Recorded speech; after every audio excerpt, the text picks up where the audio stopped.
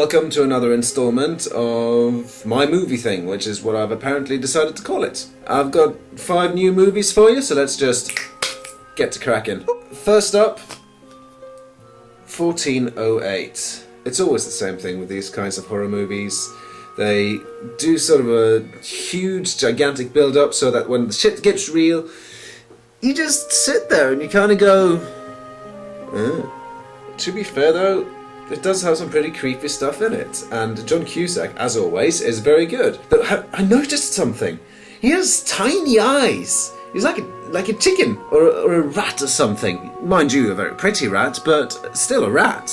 1 eyebrow and a half. You know, for not turning into a total cheese fest at the end. Next up is 2 Days in Paris.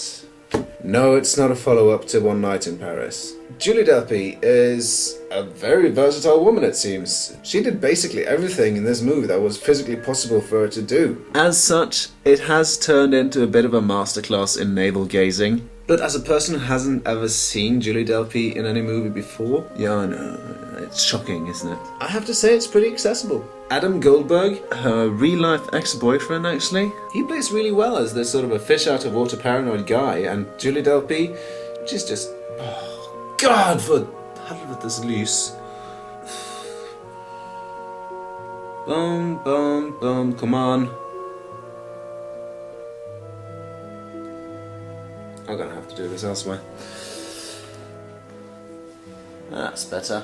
And as helpless as lost as these two characters seem, you just can't help but relate and sort of sympathize with them. All in all, 2 eyebrows, because this movie proves that you don't have to be hysterical to be laugh out loud funny.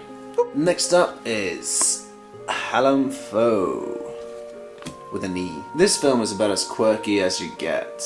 None of the characters are actually 100% likable. Most of them aren't likable at all. The titular hero, Hallam, he's a voyeurist with an Oedipal complex. Charming. And yet, as often happens with these films, you can't help but relate. I mean, come on, who hasn't ever had sex with a stepmom? Am I right? Jamie Bell, he doesn't really get to shine until the very end of the film. But when he shines, oh baby does he shine. All in all, 2 eyebrows. Next up is Breach. This spy thriller cum character drama he said cum was supposed to be Chris Cooper's big break, and he really does do an excellent job. But why did they pair him with such a ham sandwich as Ryan Philippe? I mean, the guy would be incapable of looking intelligent if you forced him into an Atari t-shirt and put on Coke bottle glasses for him. Hey, I sent that, I think. What's Atari? Other than that, there wasn't really a tense moment in the entire film, and it feels kind of redundant when you know that the guy is guilty and you know that he'll be caught and everything. You know exactly when he'll be caught. I mean, come on. I'm sorry, but I'm gonna give this film a blank stare. Sorry, Chris, you deserve better than this. Last up is Year of the Dog. Molly Shannon of Saturday Night Live.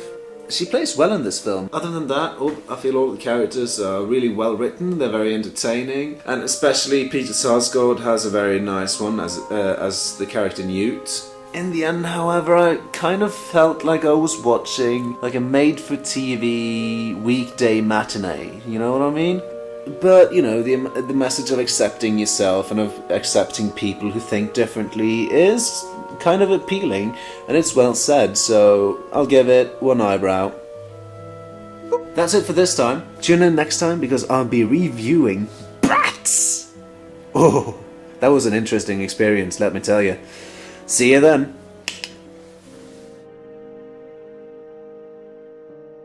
The guy would be incapable of